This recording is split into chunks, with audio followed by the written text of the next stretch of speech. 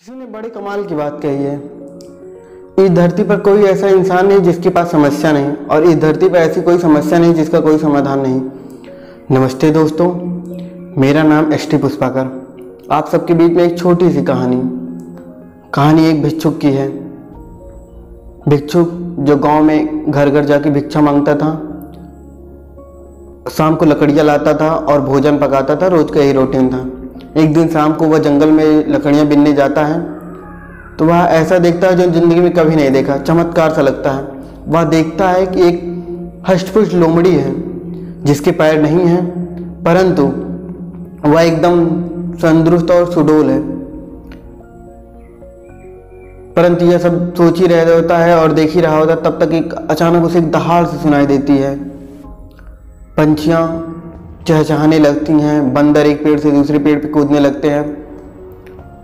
भिक्षु यह सब देखकर वह तुरंत एक पेड़ पर चढ़ जाता है और फिर नीचे देखने लगता है क्या होने वाला है। तब तक देखता है एक शेर आता है और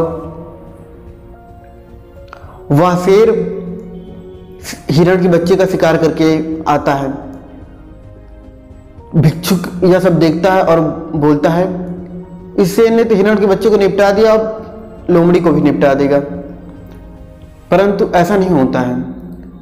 वह शेर लोमड़ी के पास पहुंचता है तो वह हिरण के बच्चे के शरीर से एक मांस का टुकड़ा निकाल के उस लोमड़ी के सामने डाल देता है और खुद भी बैठ के चाव से खाने लगते हैं। एक दूसरे के सामने बैठकर वह भोजन आराम से खाने लगते हैं।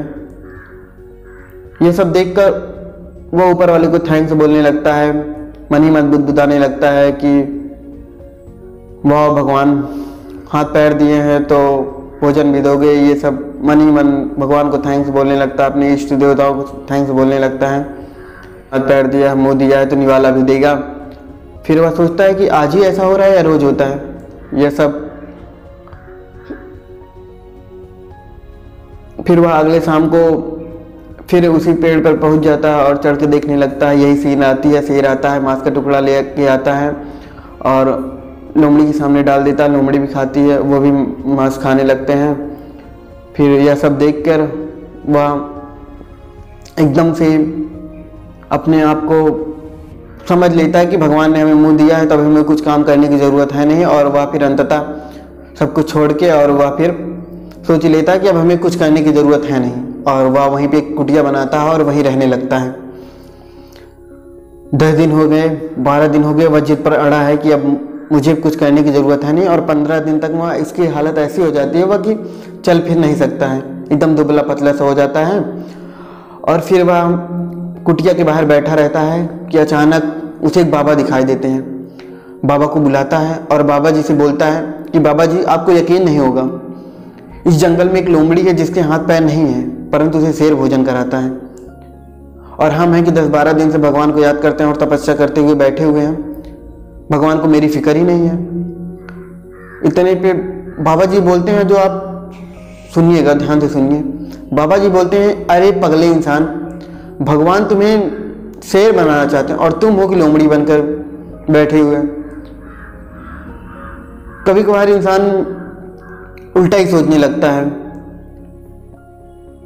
और वह अपनी काम क्रिया को सब कुछ भूल जाता है और भगवान के ऊपर बैठ जाता है। छोटी सी कहानी है जो हमारी सोच को बताती है। फिर से आप सबसे एक बात कहना चाहता हूँ, ऊपर वाले के विश्वास के साथ, फैमिली के प्यार के साथ, अपनी मेहनत के साथ कर दिखाओ कुछ ऐसा कि दुनिया करना चाहे आपके जैसा।